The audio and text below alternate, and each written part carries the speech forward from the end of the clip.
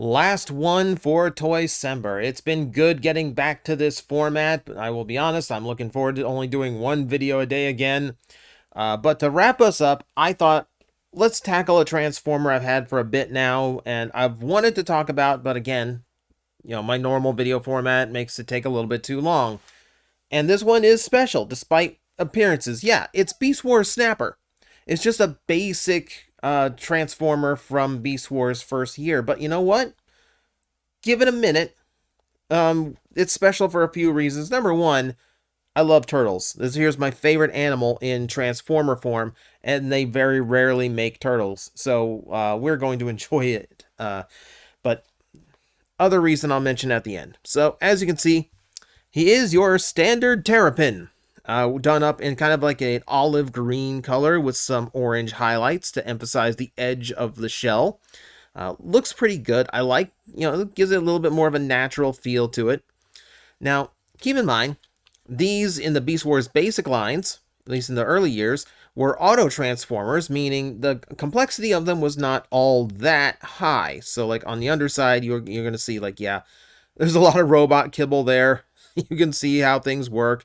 And he doesn't really compress all that well on the underside. So like you have to kind of look at Snapper from a top-down view in order for him to really pass the turtle check. But he does make for a pretty good kind of land turtle. Like technically he's a tortoise because he is land-based. Like he definitely looks more gopher turtle with the claws in the front. But we'll give it a pass. Yeah, and then even the face still looks fine. The solid orange eyes is a little bit creepy, but you know what? We take what we can get. So that said, we can transform him pretty quickly. Like I said, it's just, it's kind of a Beast Wars one-step changer. I just kind of push the tail down and all just kind of snaps the way it's supposed to. I guess if this is supposed to be a snapping turtle, that makes sense. That little quick conversion. Go ahead and adjust the feet. Lower these down. And there is going to be Snapper in his robot mode, just like that. Yeah, Beast Wars kind of perfected like the simple transformations that still lead to like articulated figures, like in a way that like activators would have to improve upon later. It's nice, just to have like a simple like gimmicky transformation. It's not too over the top, not too complex to the point where it interferes with the toy. It's just a nice quick little conversion just to make the basic figures a little bit more fun. You can see a lot more red showing through. On my preview, it shows a little bit paler. Like it's much more of a richer color, like almost like a watermelon red in person. Don't know how to color correct that here, but I'll let you use your imagination. And I like the tail being the torso component rather than the head. The head during transformation actually tucked up into its shell like an actual turtle. I think that is such a clever little attention to detail part. Like, didn't have to make that part transform at all, but they decided to do something fun and very turtle-like with it. So good on Hasbro for coming up with that one. Articulation-wise, head does rotate. I think it's technically on a ball joint. Actually, no, it might just be yeah, it's a swivel. It's a swivel. Never mind me.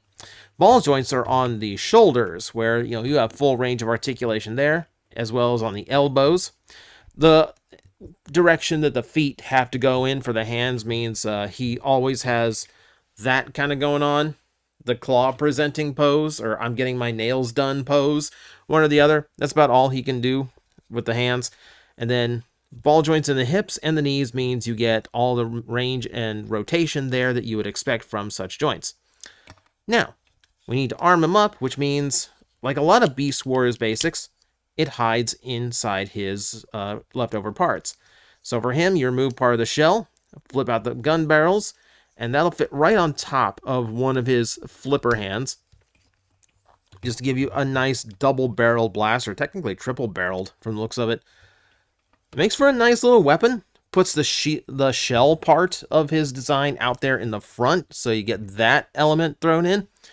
Yeah, it's just a nice little weapon trick. You know, the Beast Wars figures, like the basic ones, were kind of fun for this. They gave you enough articulation to be satisfied with them as an action figure, but still had enough hidden tricks, and then, of course, the Automorph, which actually usually worked really well, to kind of make it an interesting package overall. Later figures would start dropping, like year 2, they'd start dropping the Automorph, so you get more interesting transformations, and not as much of the, like, I've got a robot in my underbelly kind of look to the beast modes. But there's still some charm to the first year ones that happen to have all those tricks thrown in.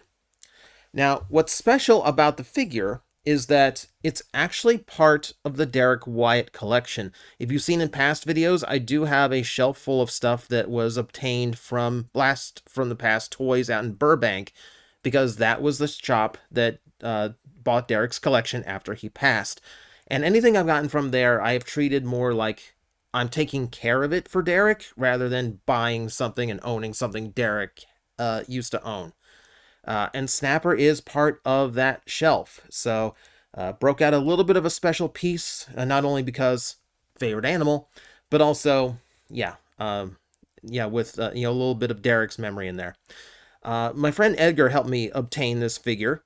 And a big focus here on Toycember this year is I wanted to throw in a lot of things that were gifted to me by fans or friends helped me obtain. I really wanted to push that this year, and put as many figures as I could into the series, where, like, I just had help from the people important to me to get a hold of them. So thank you to everyone who made this Toycember possible as a result, and thank you for your continued support. We've got a lot happening in this channel for 2025. I'm making enormous changes. I'm hoping it's going to be my biggest year ever. So thank you for watching this series, and thank you for continuing to support it. I hope I can be worthy of that support going forward. So thank you very much for watching the new Toycember. I will see you next year.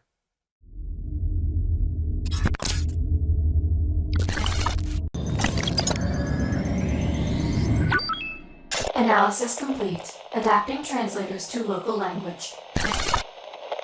Are you out there?